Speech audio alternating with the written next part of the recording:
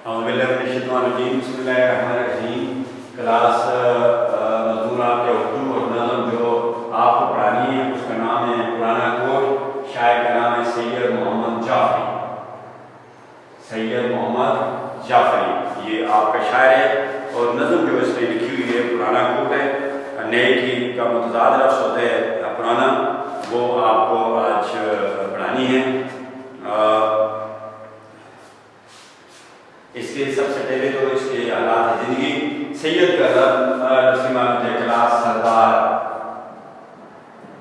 सरदार सैयद लफ्ज़ माने क्या है? सरदार मोहम्मद नबी करीम सल्लल्लाहु अलैहि वसल्लम का नाम, और जिस नाम की बहुत ज़्यादा तारीफ़ की गई हो उस नाम से और ना किसी नाम की तारीफ़ ना की गई हो। जाफरी हज़रत इमाम जाफर सादक की औलाद, हज़रत इमाम जाफर सादक की औलाद जो है उसको क्या कहते हैं?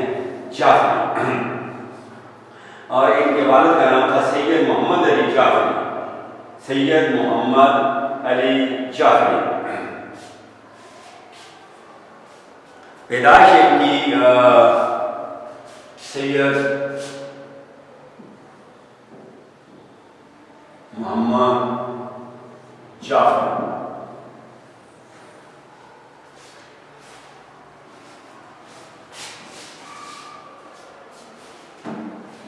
वाला साहब क्या नाम है?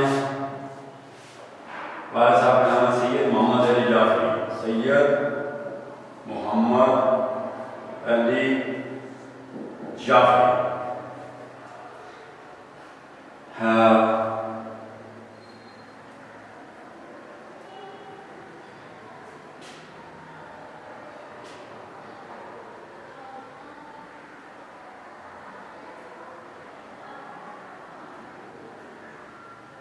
पैदाइश है 1905।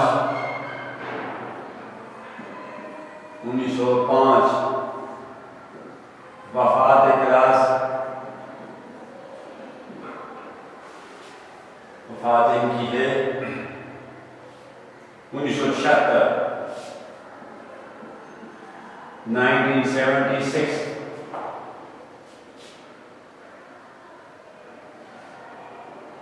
इब्तदाई तालीम जो इन्होंने घर पर हासिल की, इब्तदाई तालीम हासिल की घर पर।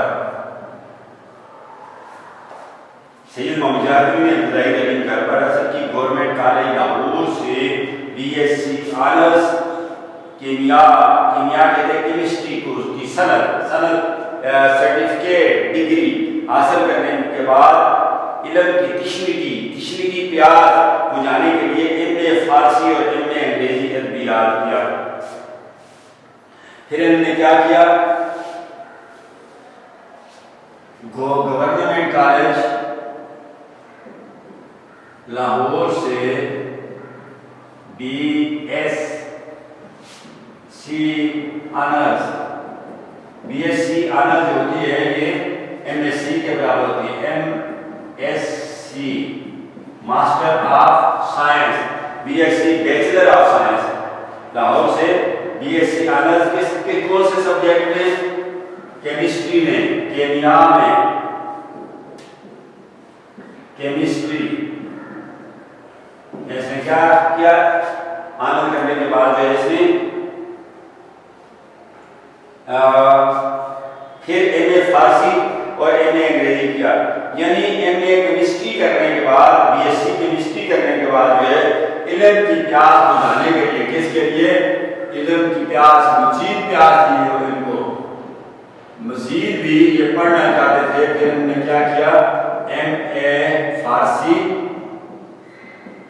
मास्टर ऑफ फारसी और master of MA English, MA English, master of English. यानी 3 MA के पास हो गए। MSc एक MSc की डिग्री और दूसरी MA फारसी की और तीसरी MA इंग्लिश की डिग्री इनके पास आ गई। अदबियात, अदब की जमा है अदब, अदबियात लिटरेचर। उन उस्तादा में मुमताज उस्ताद उनके कौन थे? उनके साथ में मुमताज, बुलंद मुकाम मर्तबा रखने वाले, शोहरत याफ्ता, मिजाज नगार पतरस बुखारी। पतरस बुखारी भी जो है उनके साथी में से थे। उनके साथी में से एक उस्ताद ऐसे भी थे जिनका नाम था पतरस बुखारी। बुखारी सैयद की एक क्या है कास्ट। बुखारी, तिरमिज़ी, नकवी,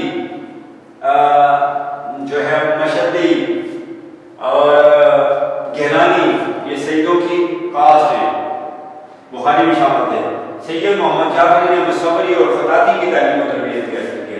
इन्होंने मुसव्वरी, पोर्ट्रेट बनाना, तस्वीरें बनाना, खताती, खुशनवीसी यानी खूबसूरत लिखना, इसकी तालीम में इन्होंने हासिल की। कुछ अर्सा महकमा तालीम में मुंसलिक रहे, कुछ अर्सा जो है इन्होंने महकमा तालीम में भी मुलाजमत की। इन्होंने एजुकेशन डिपार्टमेंट में भी इन्होंने कुछ अर्सा मुलाजमत की। उसके बाद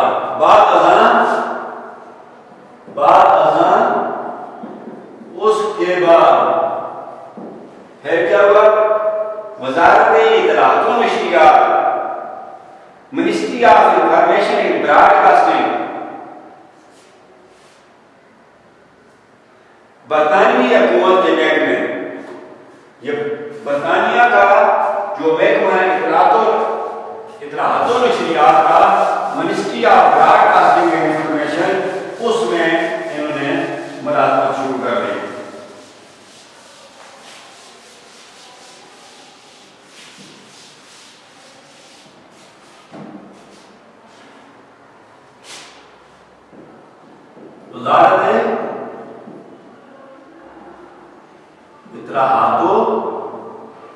नशरियात मिनिस्टर ऑफ स्टेट है आजकल, उसकी एडवाइजर है ये फरदौस आशिक आबाद है, आजकल इसकी एडवाइजर है मेरे ख्याल में, या मिनिस्टर ऑफ स्टेट है इसकी वजारत है नशरियात की। लेकिन ये बरतानिया की हुकूमत का जो महकमा है नशरियात का, उसमें इन्होंने मुलाजमत शुरू कर दी और वहीं से रिटायरमेंट ली। और फिर उधर से ये रिटायरमेंट अंग्रेजी जबान तरफ से RETIREMENT रिटायरमेंट, सबकदोश रिटायरमेंट, मुलाजमत छोड़ देना यानी मुकम्मल कर देना मुलाजमत को। सैयद मोहम्मद जाफरी का शुमार ऐसे तंज करने वाले, मिजाहिया, तंजिया लिखने वाले, तंज लिखने वाले और मिजाह लिखने वाले शुअरा में होता है। सैयद मोहम्मद जाफरी का शुमार किस में होता है? तंजिया तहरीरें लिखने वाले और मिजाहिया तहरीरें लिखने वाले जो शुअरा हैं उनमें होता है, जिन्होंने ज़राफ़त, तंज और मज़ाह के लिए किस का लफ्ज़ इस्तेमाल होता है? ज़राफ़त, और तंज को मुल्की और समाजी इस्लाह का हालत बनाया। यानी इन्होंने जो अपना जो मज़ाह था और तंज था उसको मुल्की सतह के लिए मुल्की माशरे की इस्लाह का काम लिया उससे, अपने मज़ाह और तंज से। उनका तंज कारी है, कारगर, बाअसर, यानी उनका तंज जो है, उनकी तंजिया तहरीरें जो हैं वो क्या है? असर दिखाती हैं, अपना घेरा असर छोड़ती हैं पढ़ने वाले पर। मगर इस कदर शगुफ्ता है, मगर इस तरफ कदर खूबसूरत है, इस कदर असर करने वाला है कि कारी को ना सिर्फ लुत्फ़अंदोज़ करते हैं, पढ़ने वाले को ना सिर्फ जो है खुश करता है, सुरूर में मुब्तला करता है, बल्कि गौर व फिक्र और इस्लाह की दावत भी रहता है। यानी इसकी तारीखें पढ़ने वाला हंसता भी है, खुश भी होता है, खेल जाता है, उसकी परेशानियां दूर हो जाती हैं। जब इसकी तारीखें पढ़ता है, चेहरे पर मुस्कुराहट खेलना शुरू कर देती है,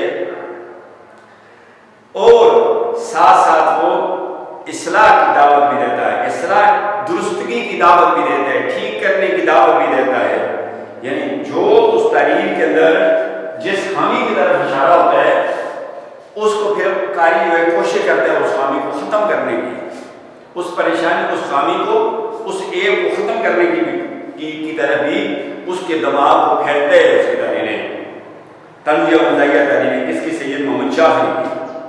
वो मुल्क की सकाफत, रस्म और रवाज, तहजीब, जिस तरीके से इंसान ज़िंदगी गुजारता है, और तहजीब व तमद्दुन, रहन सहन, नफ्सी माने तहजीब के इस्लाह, शख्स की रहन सहन, रस्म और रवाज को मगरबी असास से पाक देखना चाहते हैं।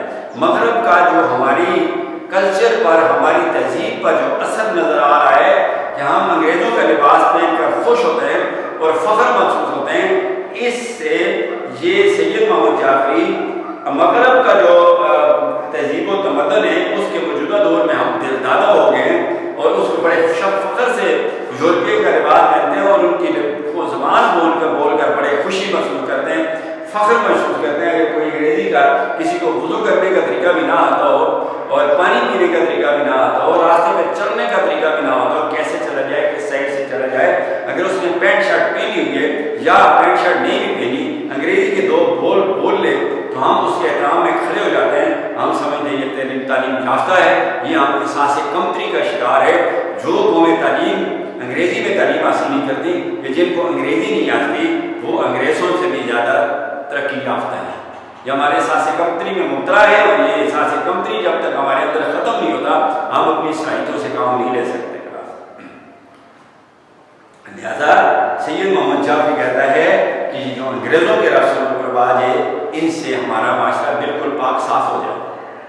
यही वजह है कि नज़म पुराना कोड में उन्होंने गुलामाना ज़हनियत को तंज़ का निशाना बनाया है, और यही वजह है कि उसने जो नज़म पुराना कोड लिखा है उसमें गुलाम ज़हनियत, यानी हम ज़हनी तौर पर गुलाम हैं। ज़हनी तौर पर आज भी हम अंग्रेज़ों को अपने आप को अंग्रेज़ों का गुलाम समझते हैं, उनका नौकर समझते हैं, उनको अपने आका, मालिक और उनको अपने हाकम जो है तस्लीम करते हैं अंग्रेज़ों को।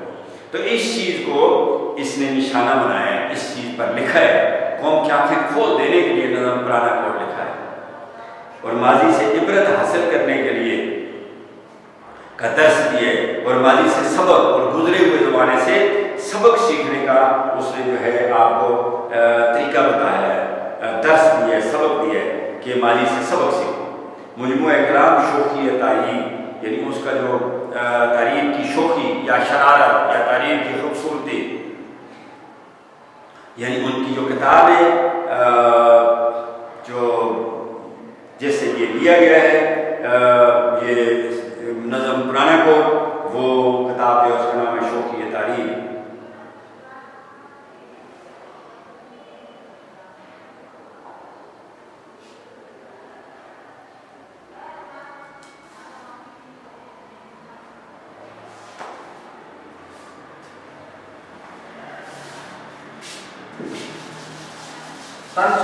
के मतलब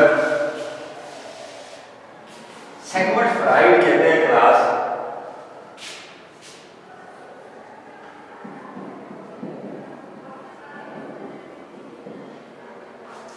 sense in nonsense, sense in nonsense, बेतुकी बात में तुक की बात,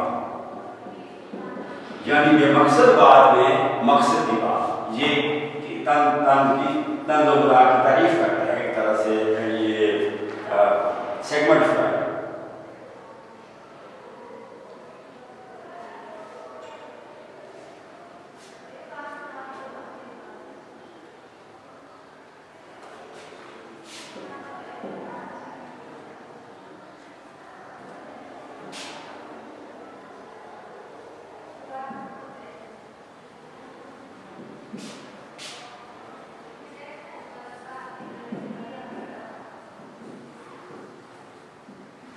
Feeling in earnest while thinking in fun, यानी इज़हारो अदा की सोच, यानी इज़हारो अदा की सोच तफरीही अंदाज में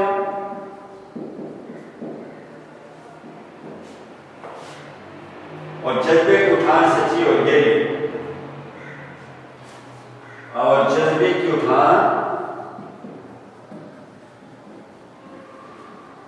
उठान सच्ची और गहरी, यानी ये जो तंजिया मज़ाहिया तहरीरें होती हैं, ये यानी जो बयान करने का जो तरीका होता है वो आम फहम अंदाज में, गपशप के अंदाज में, तफरी अंदाज है, तफरी,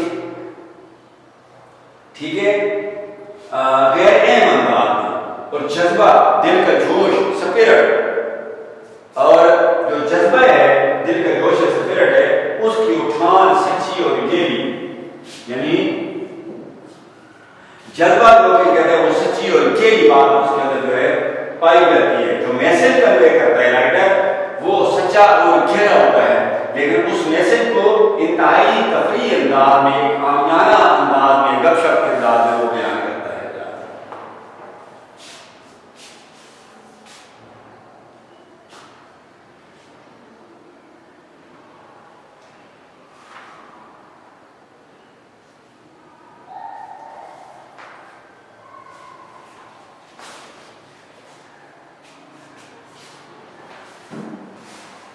जाफरी के बारे में आपको बता दूं, ये अशिया मसलक के इमाम है, हजरत अली रज़ी अल्लाह तआला अन्हु, हजरत इमाम हसन रज़ी अल्लाह तआला अन्हु, इमाम ज़ैनुल आबिदीन,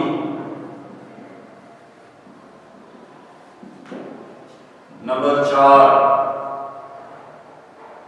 इमाम बाकर, इमाम मोहम्मद बाकर उनके बेटे हैं। नंबर 5 इमाम जाफर सादक, इमाम जाफर सादक की निस्बत से अपने नाम के साथ जाफरी लिखते हैं। उसके बाद जो है छठे नंबर पे हैं इमाम मूसा काज़म,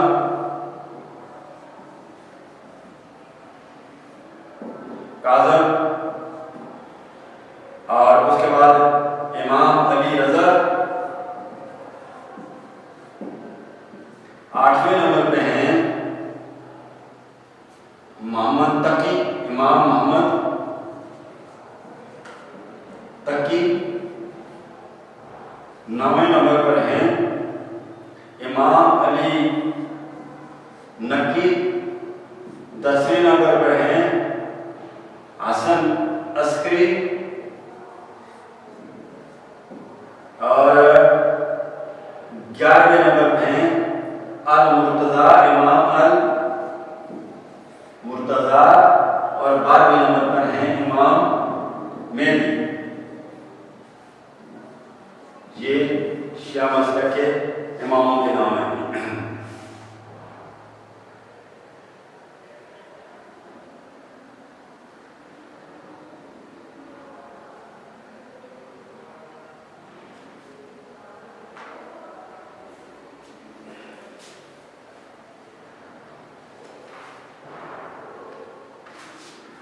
आगे चलते हैं क्लास नज़म की तरफ।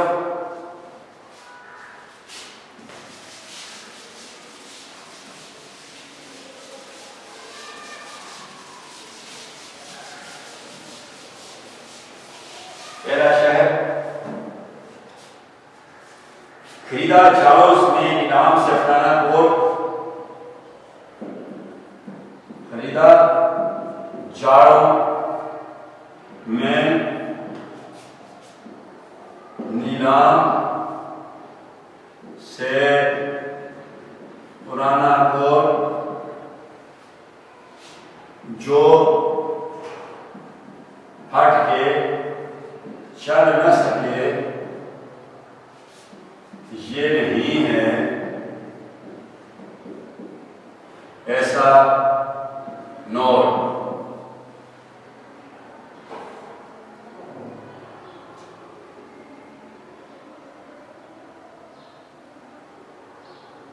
बना है कोट, ये बना है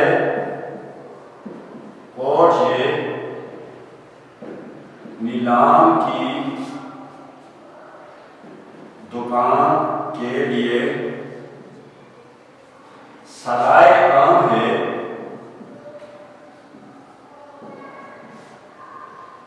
शाहराने नुक्ता दां के लिए, इसको बगैर में रखेंगे क्लास, क्योंकि ये इसमें शेर के अंदर सनद तज़मीन है, सनद तज़मीन है। बड़ा बुजुर्ग है ये आज़मूदाकार है, ये बड़ा बुजुर्ग है, ये आज़मूदाकार है, ये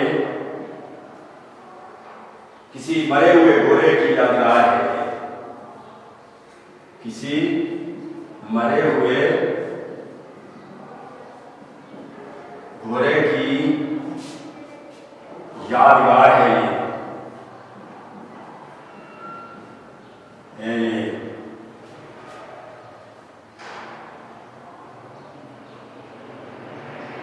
पुरानी वजह का बेहद अजीब जामा है। पुरानी वजह, वजह शक्ल सूरत, हैबत अंदाज का बेहद, हद से ज्यादा साबका इस्तेमाल किए गिलास, साबका बेहद अजीब जामा है। जामा, जामा लिबास पहन चुके ऐसे खुद वास्कोडी गामा है, पहन चुका है खुद इसे वास्कोडी गामा है।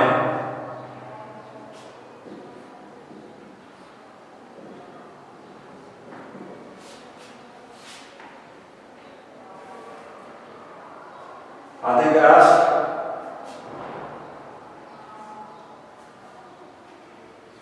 वास्को डी गामा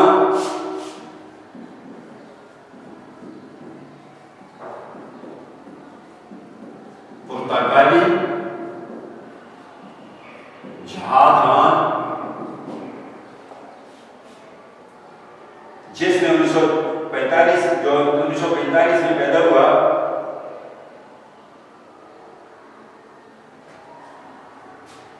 चौदह सौ 45 में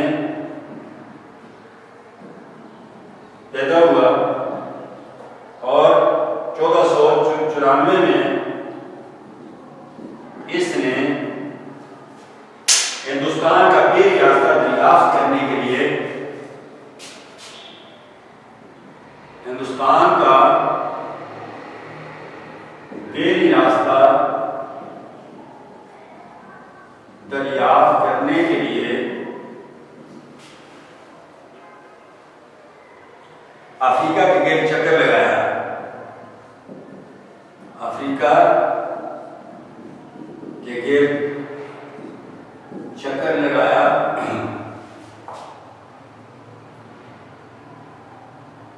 एक अरब मिला की तरफ से,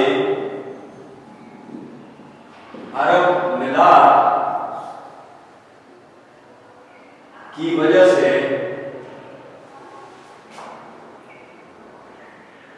1498 में 1498 में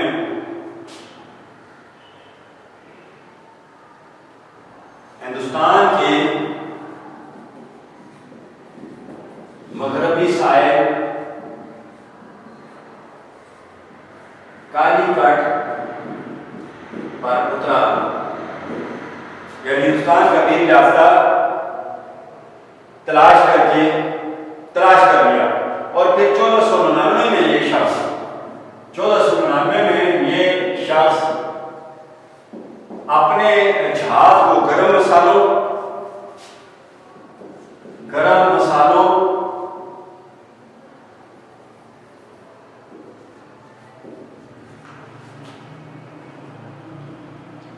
जवाहरात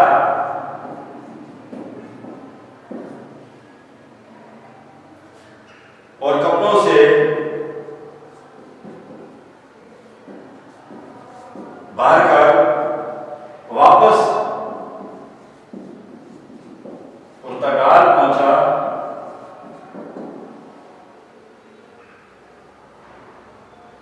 जिसकी वजह से हिंदुस्तान के साथ जो है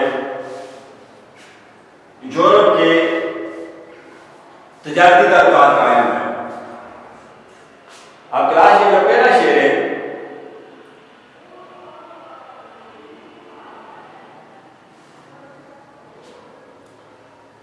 खरीदा जाड़ों से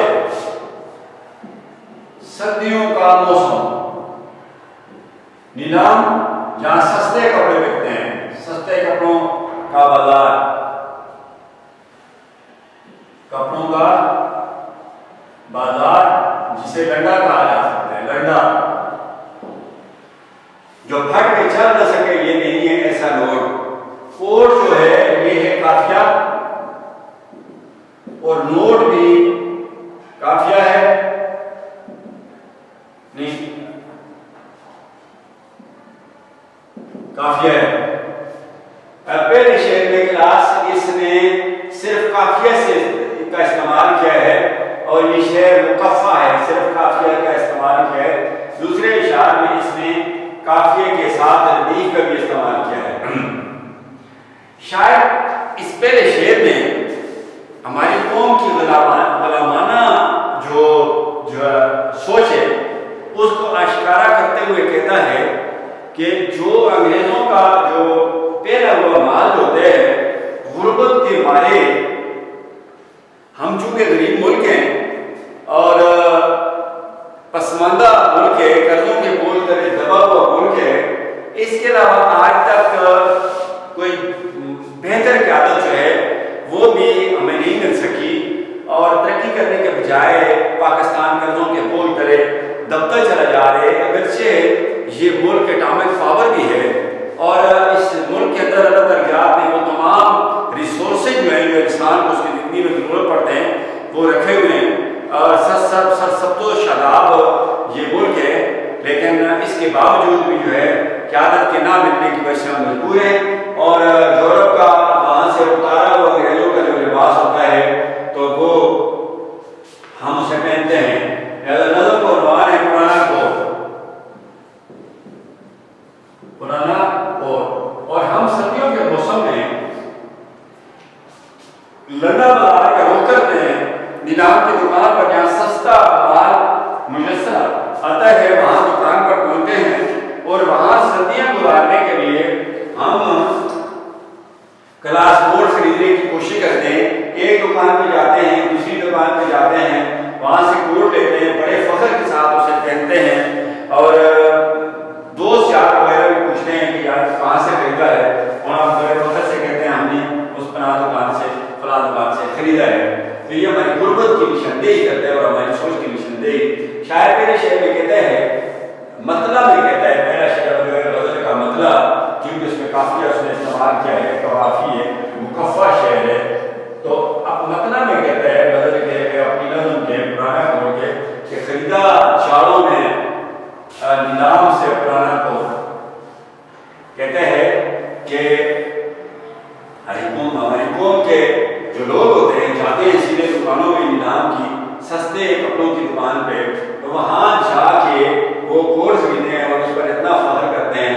ये कहते हैं कि कोट इतना आम कोट नहीं है, ये बड़ा आला कोट है, ये ऐसा कोट है, ये नोट की उस पुराने नोट की तरह का नहीं है कि जो फट जाएगा तो वो चल नहीं सकेगा, क्योंकि नोट एक दफ़ा फट गया तो उसको ना फेंक लेता है ना कोई दुकानदार रहता है, बिल्कुल बेकार हो जाता है। कहता है इस कोट में और उस नोट में बड़ा फर्क है, वो फट के चल नहीं सकता लेकिन ये फट के फिर भी चलता रहता है, ये क्योंकि वहाँ हमारे पास जी क्लास। तो ये जो पहला शेर है गज़ल का, इसके नज़म का मतलब है और इसको इसने मुकफ़ा किए, दो काफ़िए लाए हैं इसके अंदर। कहना ये चाहते हैं कि ये जो अंग्रेज़ों का उतारा हुआ सामान जो होते हैं हमारे पास सिलेंडर बाजार में आता है, वहाँ हम जाते हैं और सर्दियों के लिए कोट खरीदते हैं, उस कोट की वो तारीफ करते हैं कि हम चूँकि हमारी गुलामाना ज़हनियत है, हम कल भी अंग्रेज़ों के मजबूर थे, आज भी अंग्रेज़ों के मजबूर है, कल बराह रास्त वो हमारे हुक्मरान थे, आज हम उनका लिबास पहन के चूँकि गुर्बत के मारे में उनका लिबास पहन कर बड़ा फख्र महसूस करते हैं। कहते हैं ये कोट जो बाजार से नीलाम की दुकान से खरीदा गया, गच्चे उस सस्ते कपड़ों की दुकान है वहाँ से लिया गया, लेकिन ये इतनी बेकार चीज़ नहीं है, ये बड़ा आला पाए का कोट है। ये इस तरह नहीं है कि जिस तरह नोट फट जाए तो ना उसे बैंक लेता है और ना कोई दुकानदार लेता है। ये उसमें उस नोट में और इस कोट में बड़ा फर्क है। ये उस नोट की तरह नहीं है, लिहाजा ये अब भी एक असरदार तक ये पहनने के काबिल है, क्योंकि ये वहाँ से आया हुआ है डंडा बाजार में। हम चूंकि गरीब हैं, हम अमीर हैं नहीं, हम हमारी इतनी इस्तात नहीं है, ताकत नहीं है, माली पोजीशन हमारी इतनी मजबूत नहीं है कि हम किसी दुकान से बाजार से जाकर नया कोट खरीद सके। लिहाजा हम इसी डंडे के जो बाजार में बिकने वाले कोटों पर हम गुजारा करते हैं। तो कहते हैं ये इसको आप कम दर्जे का कोट ना समझें, ये बिल्कुल एक आला कोट है, बड़ी पायदार चीज़ है कि उस नोट से इसका उससे मुताबिकत नहीं है उस नोट से, क्योंकि वो कागज होते हैं, वो फट जाए तो दोबारा नहीं चल सकता। ये ऐसा कोट है कि इसको पहले भी पहना जा चुके और अब भी इसको पहना जा सकता है। और ये सर्दियाँ ना सिर्फ ये सर्दियाँ बल्कि ये कई सर्दियाँ जो है आसानी के साथ गुजारेगा और सर्दियों में हमारे काम आएगा। क्लास इसके साथ ही आज का लेक्चर अपने इख्तिताम को पहुँचता है। क्लास इंशाअल्लाह दोबारा हाजिर होगा दूसरे लेक्चर के साथ। बहुत शुक्रिया।